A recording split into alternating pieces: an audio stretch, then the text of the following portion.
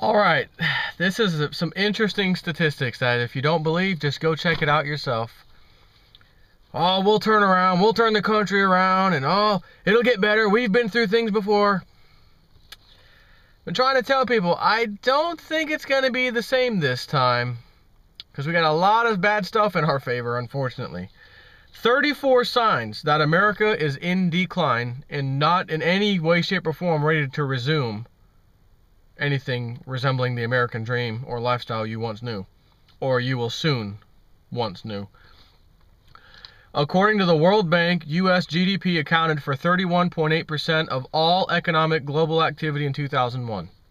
That number has now dropped from 31.8% down to 21.6% in 2011. That is not just a decline, that is a freaking free fall. Just check out the chart in this article that they link to. Number 2, according to The Economist, I guess that's not a person, but like a website or whatever. The Economist, the United States was best place in the world to be born back in 1988. Today, the United States is only tied for 16th place. Number 3, the United States has fallen in the global economic competitiveness rankings compiled by the World Economic Forum for 4 years in a row now. According to Wall Street, this is number 4. According to Wall Street Journal, of the 40 biggest publicly traded corporate spenders, half of them plan to reduce capital expenditures in coming months. Interesting. Number 5. More than 3 times as many new homes were sold in the United States in 2005 as were sold in 2012. Number 6. America once had the greatest manufacturing cities on the face of the earth. Now many of our formerly great manufacturing cities have degenerated into festering hellholes. For example, the city of Detroit is on the verge of financial collapse. It ain't on the verge, it's already there, by the way. And one state lawmaker is now saying that dissolving Detroit should be looked at as an option. Number 7, in 2007, the unemployment rate for the 20 to 29 age bracket was about 6.5%.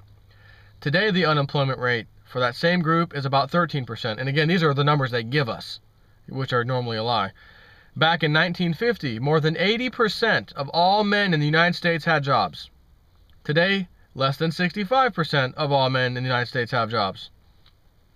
Number 9. If you can believe it, approximately 1 out of every 4 American workers makes $10 an hour or less. Wow.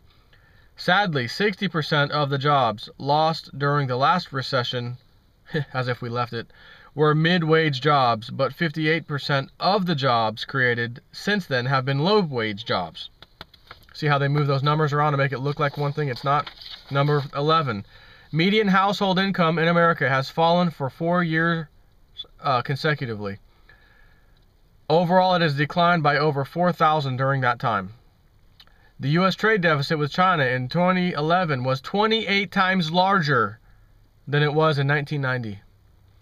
13. Incredibly, more than 56,000 manufacturing facilities in the U.S. have been shut down since 2001.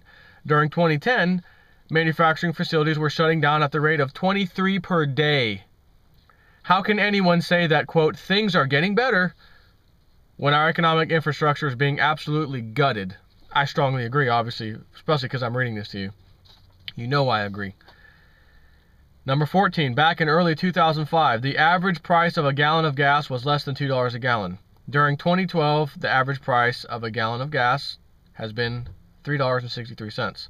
Number 15, in 1999, 64% of all Americans were covered by employment-based health insurance. Today, only 55% are covered by employment-based health insurance. Number 6, and that's fixing to change when Obamacare starts to kick in here shortly. Number 16, as I have written about previously, 61% of all Americans were middle income back in 1971, according to Pew Research Center. Today, only 51% of all Americans are middle income. And again, that's fixing to change in the near future badly. Number 18, according to the U.S. Census Bureau, the poverty rate for children living in the U.S. is about 22%. Number 19, back in 1983, the bottom 95% of all income earners in the U.S. had 62 cents of debt for every dollar that they earned. By 2009, that figure had soared to $1.48. Whoa. Number 20, Total home mortgage debt in the U.S. is now roughly five times larger than it was 20 years ago. Notice how it said mortgage debt. Interesting. Total credit card debt in the United States is now more than 8 times larger than it was 30 years ago. 22. The value of the U.S. dollar has declined by more than 96% since the Federal Reserve was first created. Number 23. According to one survey, 29% of all Americans in the 25 to 34-year-old age bracket are still living with their parents. Number 24. Back in 1950, 78% of all households in the U.S. contained a married couple. Today, that number has declined to 48%.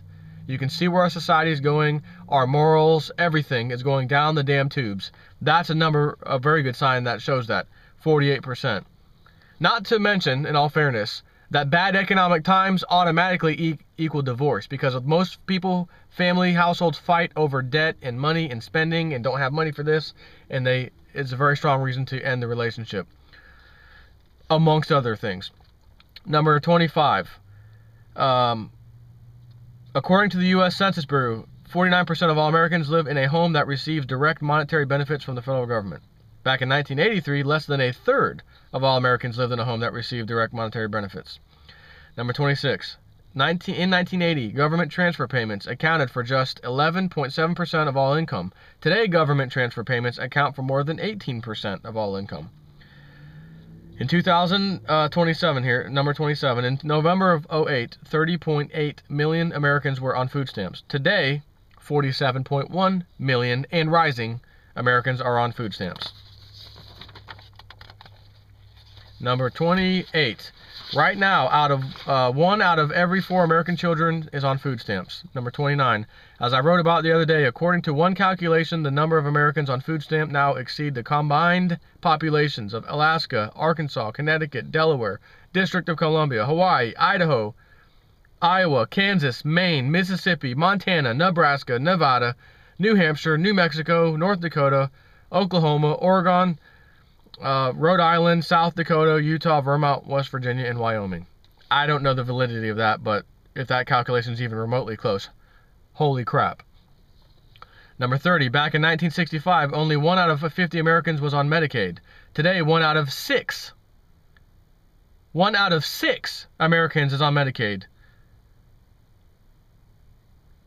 And things are about to get a whole lot worse. It is being projected that Obamacare will add another 16 million more Americans to the Medicaid rolls. Number 31. In 2001, the U.S. national debt was less than $6 trillion.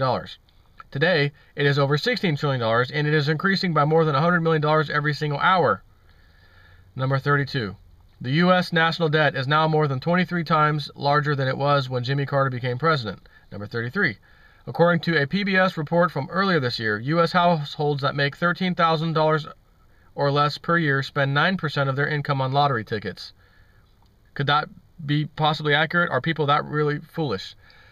And I'm going to say yes, but not necessarily foolish. When you are living like a freaking slave and you have this way out, we have this lottery system. All it takes is to win one ticket. If I can win that one ticket, our whole life changes. I can get my kids out of this crappy lifestyle, out of this crappy neighborhood. And so, in all fairness to the people who waste their money on lottery tickets in the dumps, that's probably part of the reason. Number 34, as the U.S. economy has declined, this is the final one, as the U.S. economy has declined, the American people have been downing more antidepressants and other prescription drugs than ever before.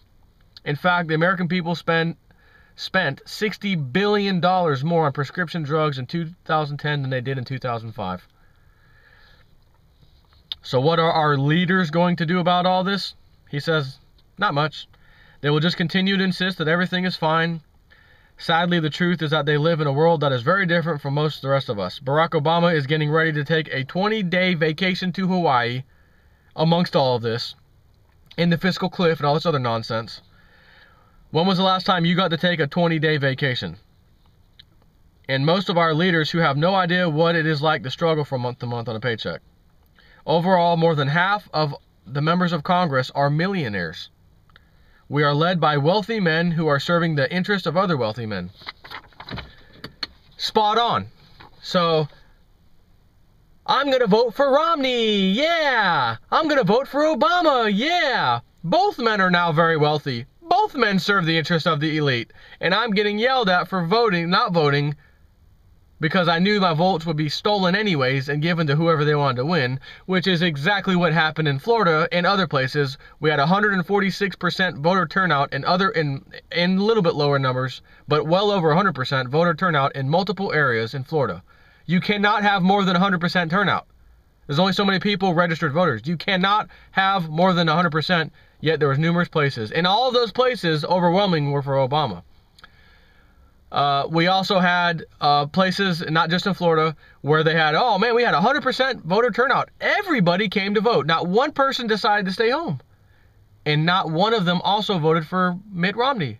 All of them, thousands and thousands and thousands of people at certain precincts, not even one person voted for Romney. Really? I mean, that's not even possible. So anyways, this is it. This is what we live in. This is our country. This is our, it's not getting any better. As I said, I'm getting the hell out of Florida ASAP. My boss just looked at the house and property today for me since he was up there. He said, Joe, jump on this property now. So I told the realtor, I text messaged him, based on what my boss said, it's a go. I'll be seeing you in a couple weeks to go do the deal. And then I'm coming back, and then in 2 months, I'll be living there. Take care.